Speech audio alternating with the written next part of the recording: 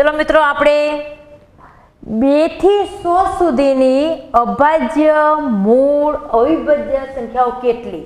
તો અહીંયા આપણે યાદ રાખવાનું કે કુલ 25 છે. કેટલી છે? 25. તો બાકીની 74 સંખ્યાઓ કઈ છે? સંયુક્ત એટલે વિભાજ્ય છે. બરાબર. અને એક એ કેવી છે? સમ પણ નથી, વિષમ પણ આપણે વિષમ પણ નથી, સમ પણ નથી, અભાજ્ય પણ નથી અને વિભાજ્ય પણ નથી. એટલે એક એ કેવી છે? વિશિષ્ટ છે. એક કેવી છે? એક એ વિશિષ્ટ છે. એટલે આપણે અહીંયા ખબર પડી જોઈએ કે 2 થી 100 સુધીની અભાજ્ય મૂળ સંખ્યાઓ 25 બરાબર ને 25 ને 1 26 26 ને 74 કેટલી સંખ્યા થઈ ગઈ આપણી? 100 સંખ્યા. આપણા 100 એકડા પૂરા થઈ ગયા. બરાબર. જુઓ 1 + 25 + 74 બરાબર કેટલી થઈ ગઈ આપણી? 100 સંખ્યા થઈ ગઈ. બરાબર. 1 થી 100 સુધીની સંખ્યા અહીં આપણી પૂરી થઈ ગઈ.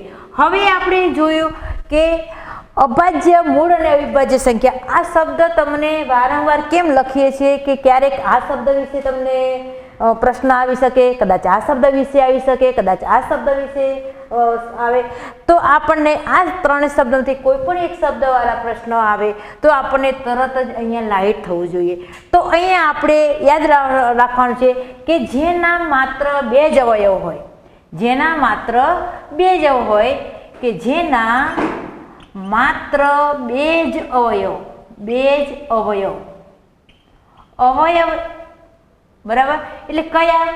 એક અને સંખ્યા પોતે, એક અને સંખ્યા પોતે. હવે આવું કાઢવું હોય તો શું કરવાનું? તો આપણે પહેલા ગુણાકાર સ્વરૂપે એના અવયવ પાડવાના. તો એક અહીંયા આવી ગઈ છે તો આપણે 2 લઈએ. બરાબર. તો 2 ના અવયવ પહેલા આપણે ગુણાકારની એની જોડ બનાવવાની. તો 2 એકા 2. તો એના અવયવો કયા પડ્યા? અવયવોની જોડ. અવયવોની અહીંયા હું જોડ બનાવી દઉં. બરાબર.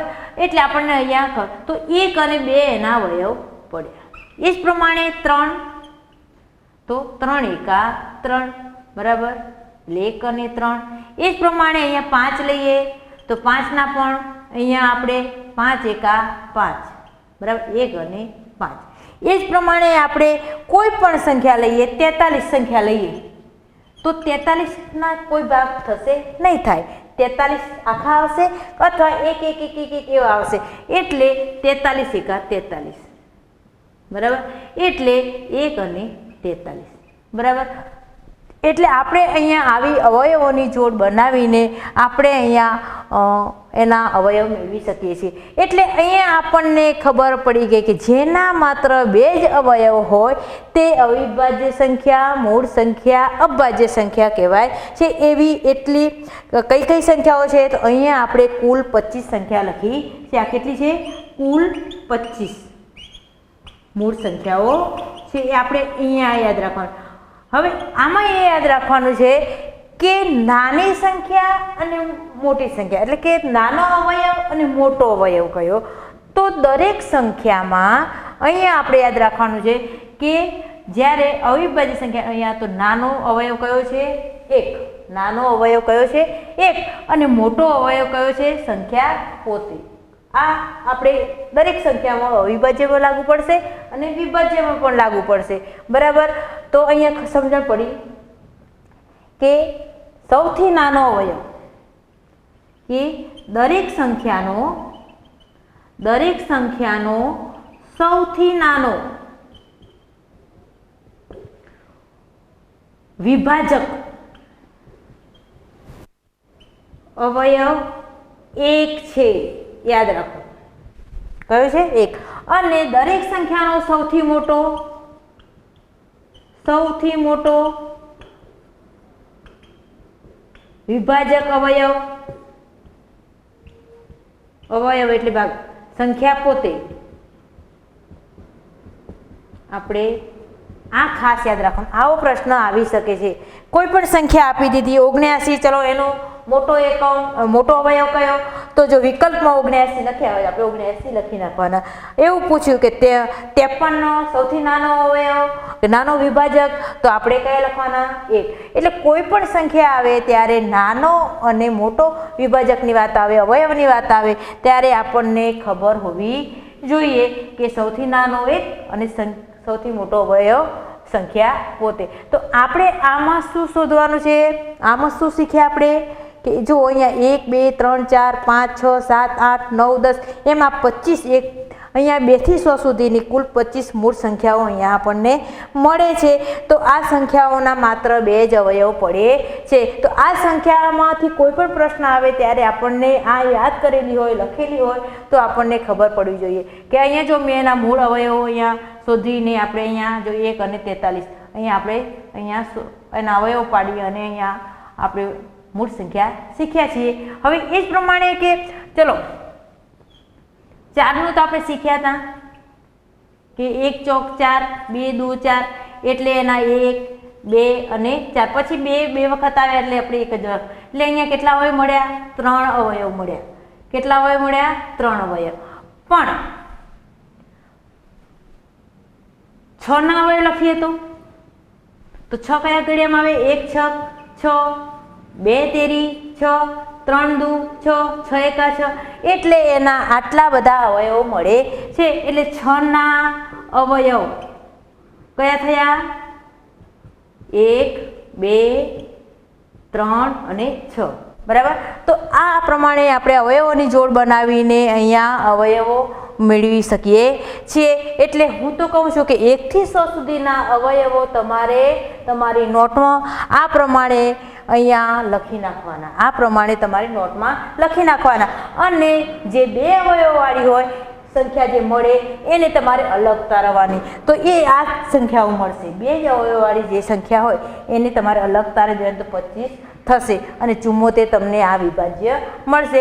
એટલે તમને હું આ એક હોમવર્ક આપું છું કે 1 થી 100 સુધીની અવિભાજ્ય સંખ્યા અને વિભાજ્ય સંખ્યા મેળવવા માટે શું કરવાનું? તમારે આ પ્રમાણે અવયવોની જોડ બનાવી દેવાની અને અવયવો લખતા આવવાનું. અને માત્ર 2 જ અવયવો હોય એને અલગ તારવી દેવાના. તો એ 25 સંખ્યાઓ છે ને આ 74 સંખ્યા મળશે ને એક એ વિશિષ્ટ છે.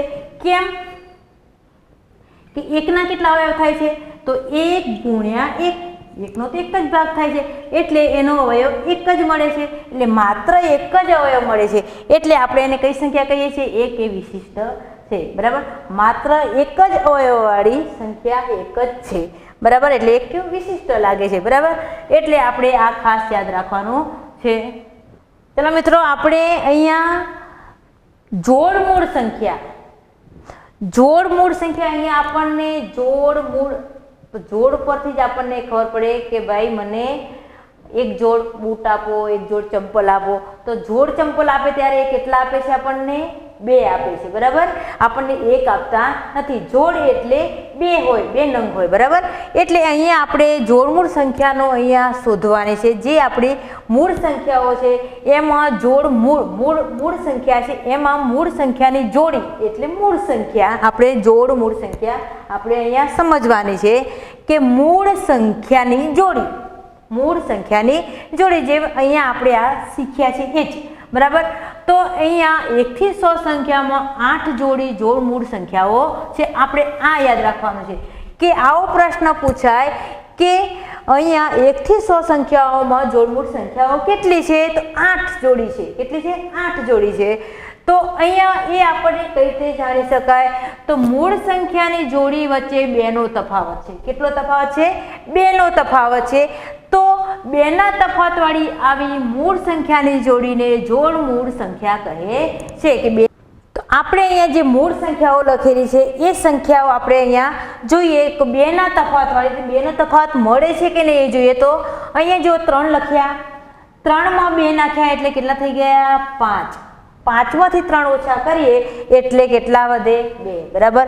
એ જ પ્રમાણે ચલો 5 માં 2 નાખો એટલે 7. 7 માંથી 5 ઓછા કરો એટલે અહીંયા આપણને 5 મળે. એ જ પ્રમાણે 11 પછી 11 માં 2 નાખો એટલે 13. બરાબર. હવે એ જ પ્રમાણે 17 માં 2 નાખીએ એટલે 17 ને 2 એટલે 17 ને 2 19. એ જ પ્રમાણે 29 ને 31 29, 30 ને 31. એ જ પ્રમાણે અહીંયા 41, 42 ને 43. બરાબર. એ જ પ્રમાણે અહીંયા 59 ને 61, 59, 60, 61. બરાબર. એ જ પ્રમાણે 71, 72 ને 73. બરાબર. તો અહીંયા આપણે લખ્યું છે કે 1 થી 100 સંખ્યાઓમાં 8 જોડી જોડમૂળ સંખ્યાઓ છે. 1, 2, 3, 4, 5, 6, 7 ને 8. આ આપણે યાદ રાખવાનું છે. તફાવત એટલે ઉમેરીને પણ આપણે ખબર પડે છે, અને 5 માંથી 3 બાદ કરો તો પણ 2, 13 માંથી 11 બાદ કરો તો પણ 2, 61 માંથી 59 બાદ કરો તો પણ 2. એટલે ખાલી આપણે એ જ યાદ રાખવાનું કે 2 ના તફાવતવાળી સંખ્યા, 2 નો તફાવતવાળી. બરાબર. એટલે યાદ રાખવાનું કે 3 + 2 બરાબર 5. બરાબર. 5 + 2 બરાબર 7. બરાબર. એ જ પ્રમાણે 13 - 2 બરાબર 11. બરાબર. એ જ પ્રમાણે 43 - 41 તો પણ અહીંયા આપણને શું મળશે? 43 - 2 બરાબર અહીંયા આપણને 41. તો આ પ્રમાણે બાદ કરો કે ઉમેરો તો આપણને અહીંયા જોડમૂળ સંખ્યા મળી રહે છે. તો આની આ જોડી છે. બરાબર છે ને? એટલે આપણને અહીંયા જોડમૂળ સંખ્યાની અહીંયા સમજણ પડી ગઈ. એટલે જોડમૂળ સંખ્યા. ચલો મિત્રો, આપણે સહમૂળ સંખ્યાઓ જોઈએ. તો અહીંયા આપણે વાંચીએ છીએ ત્યાં જ ખબર પડી જાય. સહ એટલે સાથે. બરાબર. તો અને મૂળ એટલે જેના અવયવો અહીંયા મૂળ સંખ્યા પણ હોઈ શકે. બરાબર. તો એટલે જે માત્ર 2 અવયવવાળી હોય એ મૂળ સંખ્યા પણ અહીંયા હોઈ શકે છે, એની વાત છે અહીંયા. તો અહીંયા આપણે વાંચીએ કે 2 સંખ્યાઓનો સામાન્ય વિભાજક 1 હોય તો તે સંખ્યાઓને સહમૂળ સંખ્યા અથવા સાપેક્ષ મૂળ સંખ્યા કહે છે. બરાબર. ક્રમિક અહીંયા લખ્યું છે. બરાબર. અહીંયા કે એનો અવયવ કેટલો હશે? એ વિભાજક 1 હશે. બરાબર. તો અહીંયા એ કોઈ પણ 2 ક્રમિક સંખ્યાની જોડી હોય, 3 અને 4. તો 3 છે તો એના અવયવ કરીએ 1, 3, 3. બરાબર. 1 અને 3 અવયવ થયા. એ જ પ્રમાણે આપણે 4 ના અવયવ કરીએ તો 1 ચોક 4 અને 2 દુ 4. બરાબર. તો એના અવયવ 1, 2 અને 4 થયા. બરાબર. તો જે સરખો જે અવયવ આવે છે, સરખો આવે છે એનો શું થયો? સામાન્ય અવયવ થયો. એને આપણે ગુસા પણ કહી શકીએ છીએ. એટલે એવી કોઈ પણ સંખ્યા તમે ક્રમિક લો. બરાબર. એમાં મૂળ સંખ્યા પણ આવી શકે, એકી અને બેકી સંખ્યા એટલે વિષમ અને સમ સંખ્યા પણ આવી શકે. એવી 2 ક્રમિક સંખ્યાની જોડી હોય તો એનો ગુસા કયો હોય છે?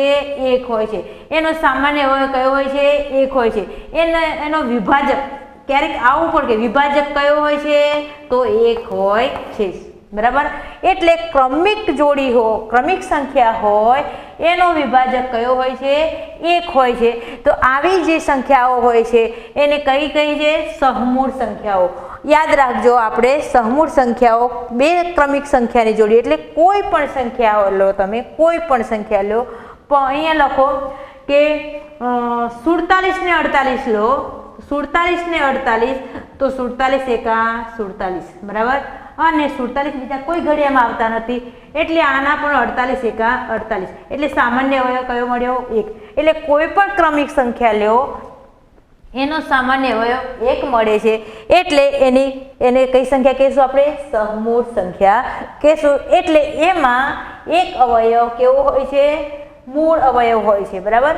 એટલે અહીંયા મૂળ અવયવ સાથેનો અહીંયા સંખ્યા હોય છે એટલે એને આપણે સહમૂળ સંખ્યા પણ કહીએ છીએ. એટલે આવું જ્યારે પ્રશ્ન પૂછાય, કોઈ પણ સંખ્યા આપેલી હોય અને એની ક્રમિક સંખ્યાનો સહમૂળ અવયવ કયો, ત્યારે આપણે 1 અહીંયા આપણે જવાબ લખી શકીએ. વિભાજકમાં આવે, ગુસામાં આવી શકે, સામાન્ય અવયવ પૂછી શકે, કોઈ પણ શબ્દ આપેલો હોય તો આપણે અહીંયા ભૂલવાનો નથી. અને સહમૂળ સંખ્યામાં એકી અને બેકી સંખ્યાની પણ જોડી આવી શકે, ક્રમિક સંખ્યા પણ આવી શકે. બરાબર. તો આપણે અહીંયા આ સહમૂળ સંખ્યાઓ ખાસ આપણે યાદ રાખવાની છે.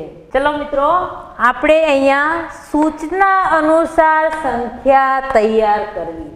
તો જેવી સૂચના આપેલી હોય એ પ્રમાણે આપણે સંખ્યા બનાવવા અહીંયા આપણે શીખીએ કે આપેલા અંકોનો એક જ વાર ઉપયોગ કરીને નાની કે મોટી સંખ્યા બનાવી.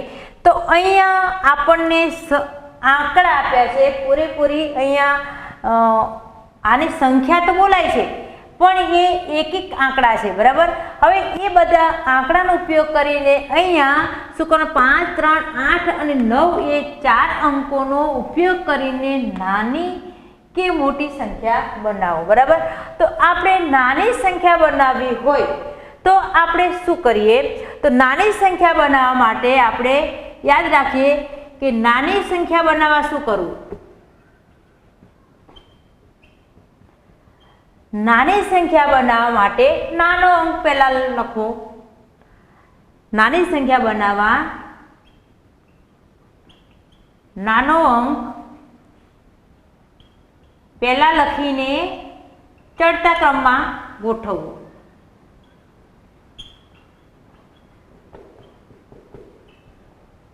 ગોઠવતા જવું, બરાબર.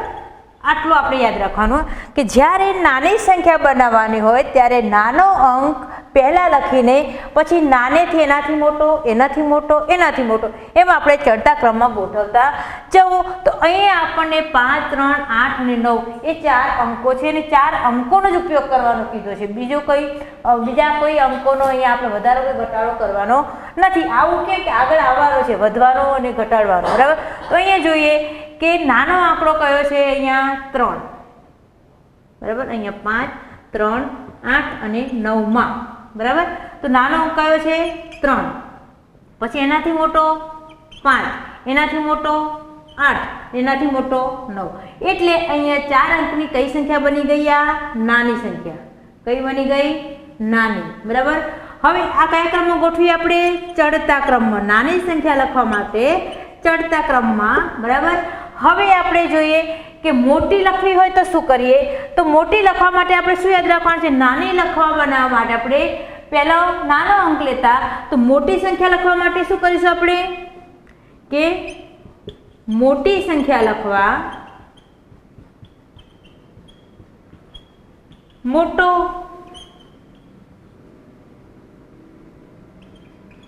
પહેલા લખો અને કયા ક્રમમાં ગોઠવવાનો, ઉતરતા ક્રમમાં.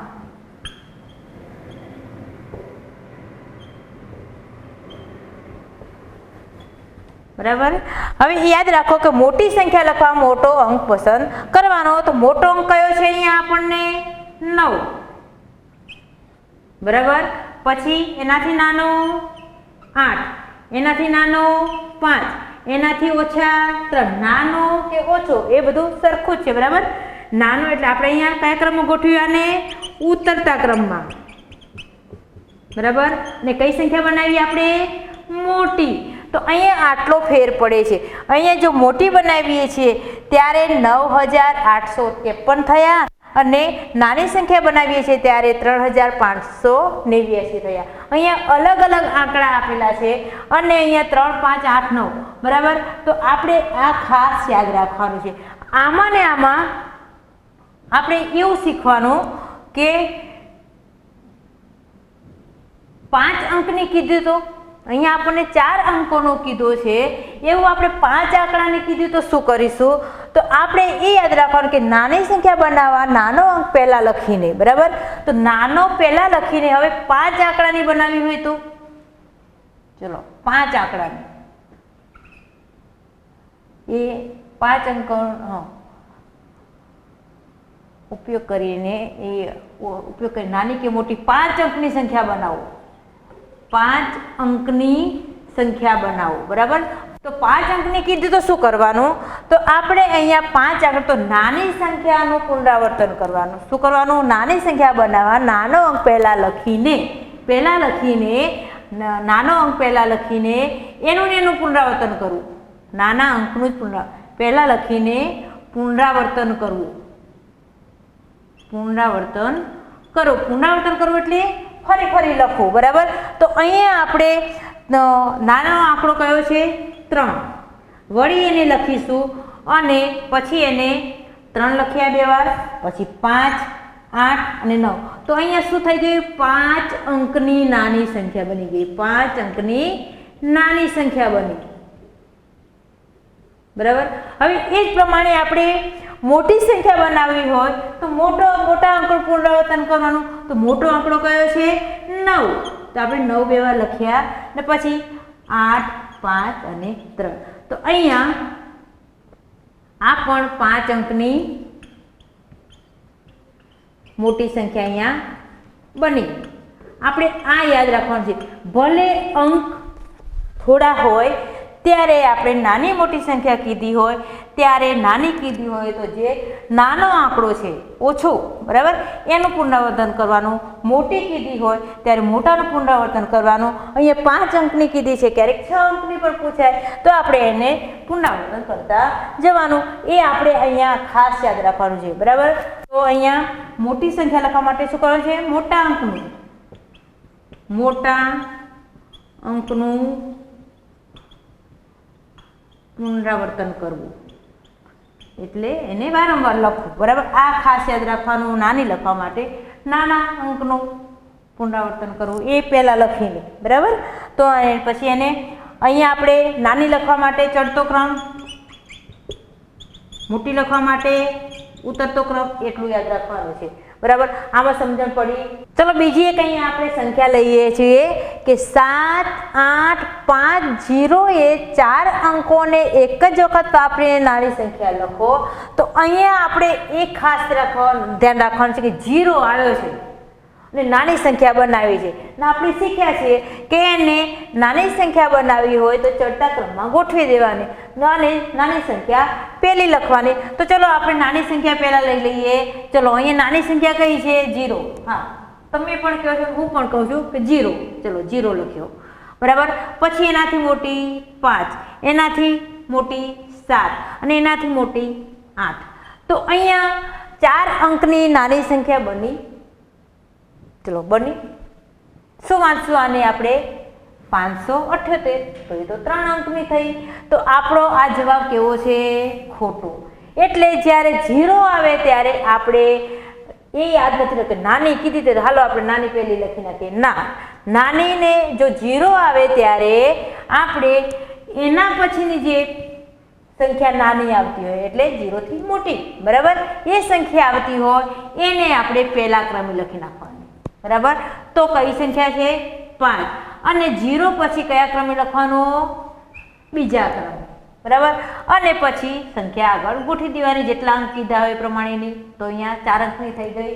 આ પ્રમાણેની આપણે નાની સંખ્યા બનાવી શકીએ છીએ. અહીંયા જો આપણે 0 પહેલા મૂકીએ છીએ તો કોઈ એનું મૂલ્ય રહેતું નથી, બરાબર. એટલે અહીંયા આપણે એને 3 અંકની જ કહેવાય છે, એને 4 અંકની કહેવાતી નથી.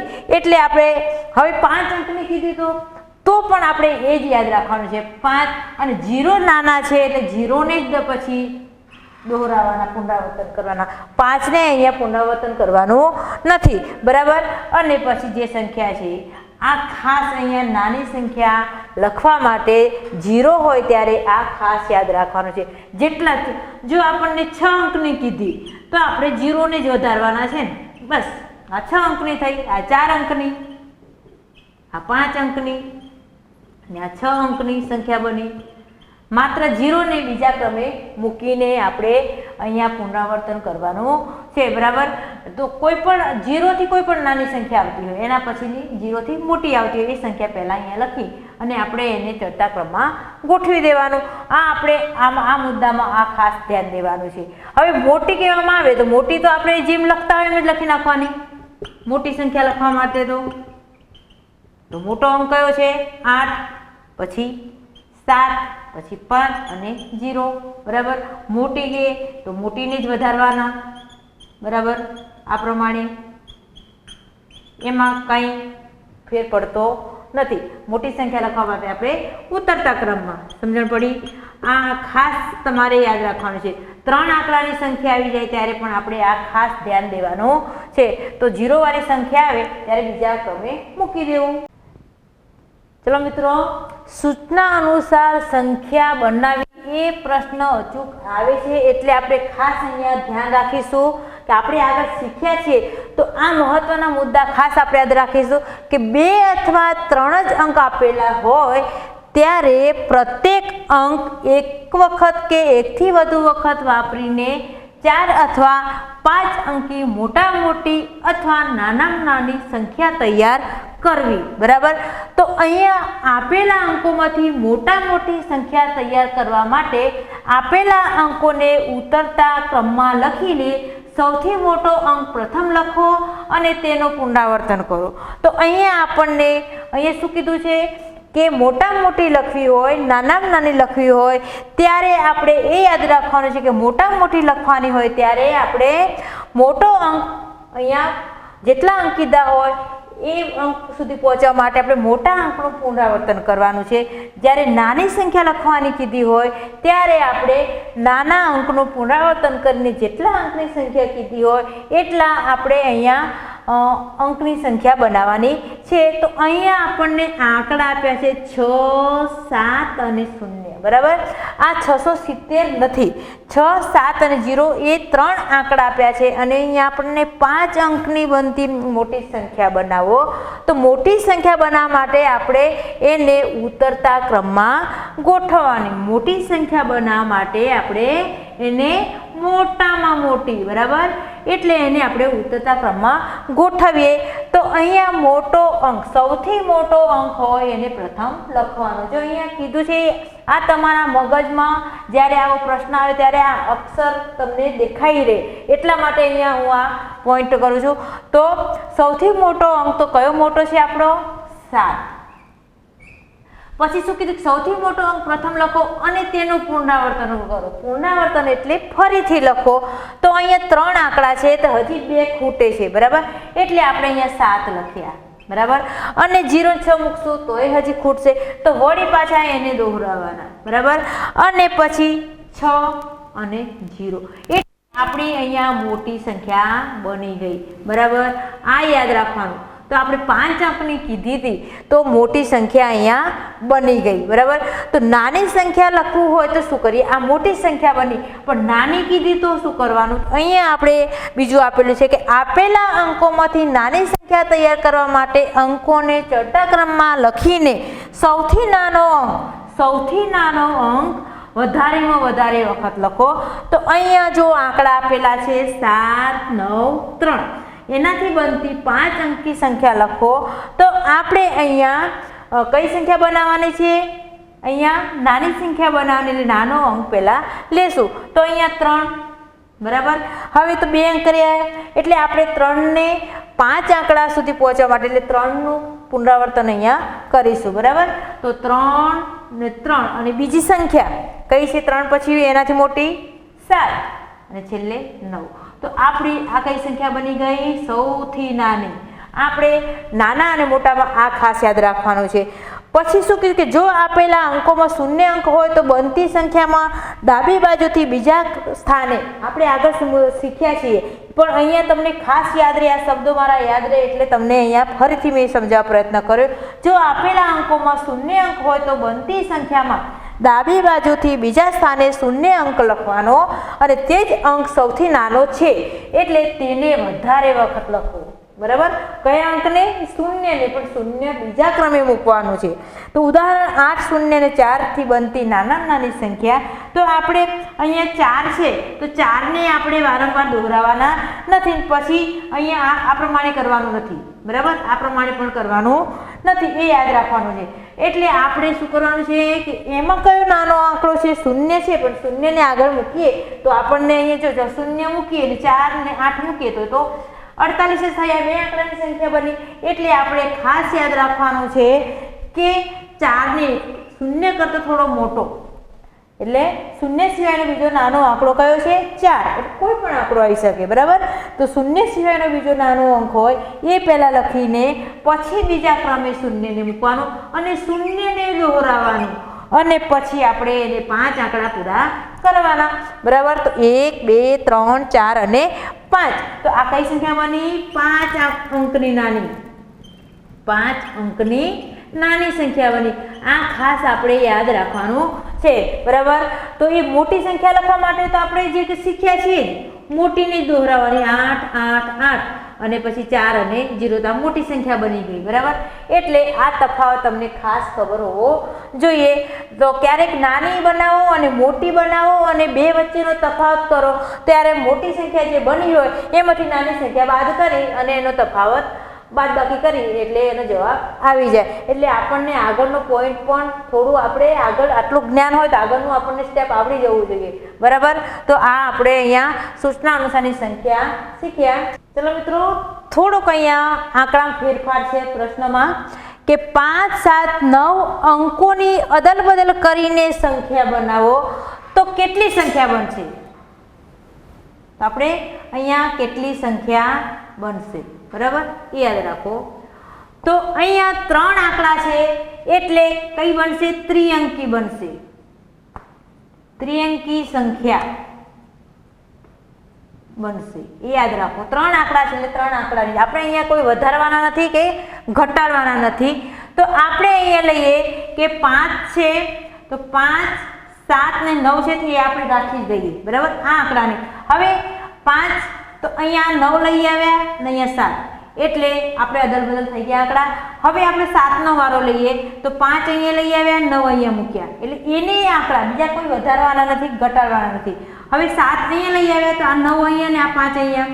બરાબર, એટલે 700 વાળા આ પ્રમાણે થઈ ગયા 500. હવે 9 નો વારો કરીએ તો 9 અહીંયા. બરાબર, અને 9 અહીંયા એટલે 7 અને 5, પછી 9 તો 5 અહીંયા ને 7 અહીંયા. તો કુલ કેટલી બની? જે 3 આંકડાની. હવે કોઈ બનવાની નથી, કેમ કે બધાની સ્થાન એ છે 9, 5, 7, 9, 5, 7, 9, 5, 7. કોઈ સંખ્યા બદલાઈ નથી પણ એના સ્થાન બદલાયા છે એટલે આ સંખ્યા બની છે. બરાબર, યાદ રાખો. આપણે આ સંખ્યા બનાવી તો કુલ કેટલી બની? 1, 2, 3, 4, 5 અને 6. કેટલી બની? 1, 2, 3, 4, 5 અને 6. તમને થશે કે આનો આટલું કેમ મહત્વ આવ્યું? આવો પ્રશ્ન આવે છે કે અહીંયા 3 અંકવાળી કે આપેલા અંકોમાંથી ત્રિઅંકી સંખ્યા કેટલી બનશે? તો આપણે જો આવું શીખેલા હોઈએ તો ડાયરેક્ટ ત્રિઅંકી કેટલી સંખ્યા બનશે? 6. ત્રિઅંકી સંખ્યા 6 બનશે. આપણે આ મુદ્દામાં આ શીખ્યા 3 આંકડા હોય તો કેટલી સંખ્યા મળે છે આપણને? 6 મળે છે. 579, 597 આ પ્રમાણેને આપણે યાદ રાખવાનું. આ એક મિનિટ માટેનો અહીંયા કે અડધી મિનિટનો આપણો આ જવાબ અહીંયા મળી જાય કે ત્રિઅંકી સંખ્યા આપણને અહીંયા અદલ બદલ કરવાથી 6 મળે છે. 8 અને 0 અંકોની અદલ બદલ કરીને ત્રિઅંકી સંખ્યા બનાવો અને કેટલી સંખ્યા બનશે? તો કેટલી સંખ્યા બનશે એટલે ત્રિઅંકી કેટલી બનશે? બરાબર, આપણે યાદ રાખીએ કે ચલો કે 5, 8 અને 0 આ આંકડા છે. બરાબર, એની આપણે અહીંયા સંખ્યા બનાવવાની છે. તો આપણે પહેલી બની ગઈ 580. બરાબર, 5 અહીંયા લઈ આવ્યા, 0 અહીંયા આવ્યો એટલે 508 બની ગઈ. વળી પછી આપણે 8 નો વારો આવ્યો તો 8 અહીંયા, 5 અહીંયા અને 0 અહીંયા, 8 અહીંયા, 0 અહીંયા, કયા? 5 અહીંયા. બરાબર, હવે 0 નો વારો, 0 અહીંયા, 8 અહીંયા, 5 અહીંયા, 0, 5 અને 8. આપણે 0 તો આપણે 0, 5, 8, 0, 5, 8 એની સંખ્યાઓ અહીંયા મળી. તો આપણને ત્રિઅંકી એટલે 3 આંકડાવાળી, 3 અંકવાળી ત્રિઅંકી કેટલી સંખ્યા મળે છે? 580, 508, 850, 805. ચલો, તો અહીંયા કેટલી વાંચશો આપણે? 85 ને 58. તો આ સંખ્યા કઈ મળી આપણને?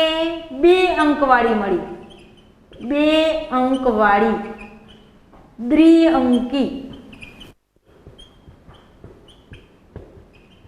આપણે આ ખાસ યાદ રાખવાનું છે કે જો 0 હોય છે ત્યારે 3 અંકવાળી ત્રિઅંકી સંખ્યા કેટલી મળે છે? 4 મળે છે. કેટલી મળે છે? 4 મળે છે. અને બીજી 2 અંકવાળી દ્વિઅંકી 2 સંખ્યા મળે છે. આ ખાસ યાદ રાખવાનું છે બસ, કે 3 અંકવાળી ત્રિઅંકી સંખ્યા 4 મળે છે. 0 હોય તો શું હોય? તો 0 હોય તો. બરાબર, આપેલી સંખ્યામાં 0 અંક હોય તો 3 અંકવાળી ત્રિઅંકી સંખ્યા 4 મળે છે અને 2 અંકવાળી દ્વિઅંકી સંખ્યા 2 મળે છે. અને 0 ના હોય તો કેટલી મળે છે? 0 ના હોય તો ત્રિઅંકી 6 સંખ્યા મળે છે. આપણે આગળ જોયા, બરાબર. તો આપણે આ ભૂલવાનું નથી. પ્રશ્ન કેમ પૂછાયો છે? સંખ્યા મળે છે. આપણે કે બેને તો કીધું કે 3 વડે 4 મળે છે, પણ શું હોય તો 0 હોય તો.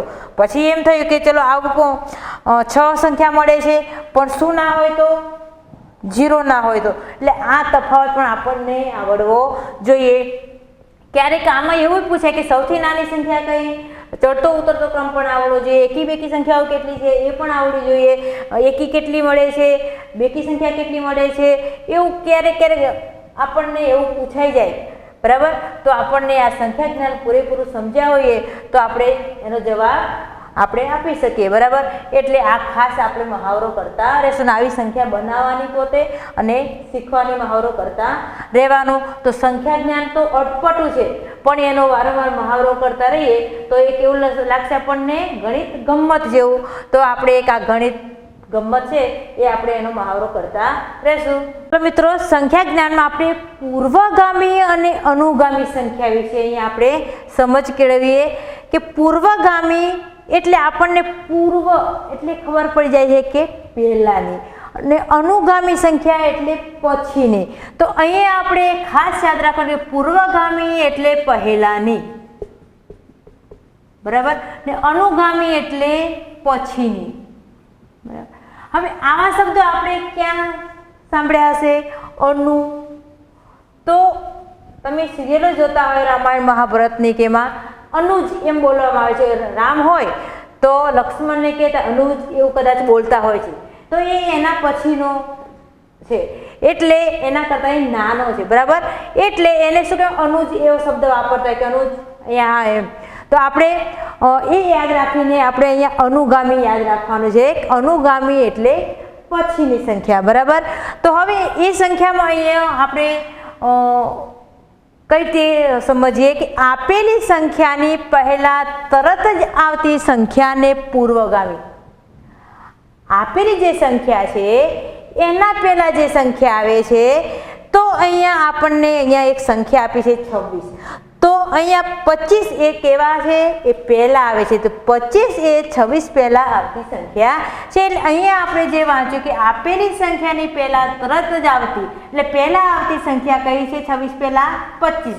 તો આ સંખ્યાને આપણે કઈ કહીશું? પૂર્વગામી. એટલે પૂર્વગામી સંખ્યા આપેલી સંખ્યા કરતાં એક જેટલી કેવી હોય છે? નાની હોય છે. હંમેશા પહેલાની સંખ્યા કેવી હોય છે? નાની હોય છે, બરાબર.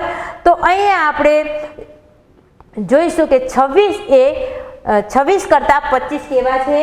નાના છે. કેટલા નાના છે? 1. તો બરાબર. તો અહીંયા આપણે યાદ રાખવાનું પૂર્વગામી સંખ્યા એ આપેલી સંખ્યા કરતાં 1 જેટલી નાની છે. એને જ્યારે ગણિતમાં ગણવાનું આવે ત્યારે આ પ્રમાણે પણ સંકેતો આપેલા હોય છે. તો જો x અને y ની પૂર્વગામી હોય તો સંખ્યા આંકડા આપ્યા નથી, પણ આવા અંગ્રેજી મૂળાક્ષરો આપેલા હોય ત્યારે આપણે શું કરવું કે મૂંઝાઈ જઈએ કે આપણે આવું અહીંયા 25 કે 26 કે કોઈ અંક આપ્યા નથી, તો આ પ્રમાણે આપ્યું હોય તો આપણને ખબર છે કે x એ y ની પૂર્વગામી છે. x y z બોલીએ છીએ ત્યારે y પહેલાં શું આવે છે? x આવે છે. એવું ABCDમાં પણ આવી શકે ને, b પહેલાં a, બરાબર. તો જો x એ y ની પૂર્વગામી હોય તો આપણે અહીંયા કીધું છે કે 1 જેટલી નાની છે, તો એ જાણવું હોય તો y માંથી x બાદ કરવા. એ પ્રમાણે અહીંયા 26 માંથી 25 બાદ કરો. 26 માંથી 25 બાદ કરો તો જવાબ શું આવ્યો? 1. એ જ પ્રમાણે આપણે અહીંયા 26 ને આપણે y સમજીએ અને 25 ને આપણે x સમજીએ તો y ઓછા x બરાબર શું આવે? જવાબ 1 આવ્યો. એટલે આપણે આ યાદ રાખવાનું છે. જો હવે 25 માંથી 26 બાદ કરવા હોય, જો અહીંયા આ x છે અહીંયા આવી ગયા અને y છે અહીંયા આવી ગયા, તો y બરાબર 26. તો આને શું જવાબ આવશે? -1 જવાબ આવશે.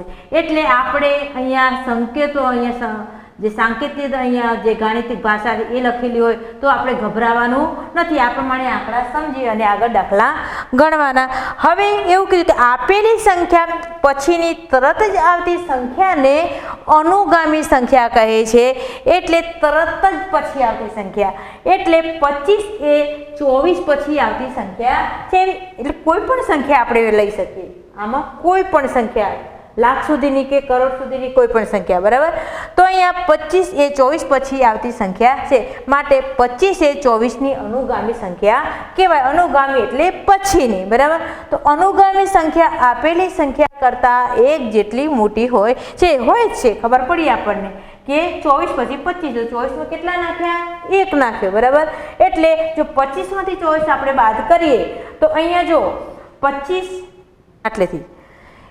હવે આમાં આપણે જોઈએ કે આપેલી સંખ્યા પછીની તરત જ આવતી સંખ્યાને અનુગામી સંખ્યા કહે છે.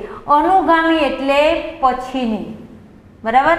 તો આ સંખ્યામાં શું હોય છે કે ઉદાહરણ 25 આપ્યા છે અને 24 આપ્યા છે, તો 25 એ 24 પછી આવતી સંખ્યા છે, માટે 25 એ 24ની અનુગામી સંખ્યા છે. તો અનુગામી સંખ્યા એ આપેલી સંખ્યા કરતાં એક જેટલી મોટી હોય છે. તો આપણને ખબર છે કે 24 કરતાં 25 કેવા છે? મોટા છે. જો x એ y ની અનુગામી સંખ્યા હોય તો x ઓછા y બરાબર 1, અથવા y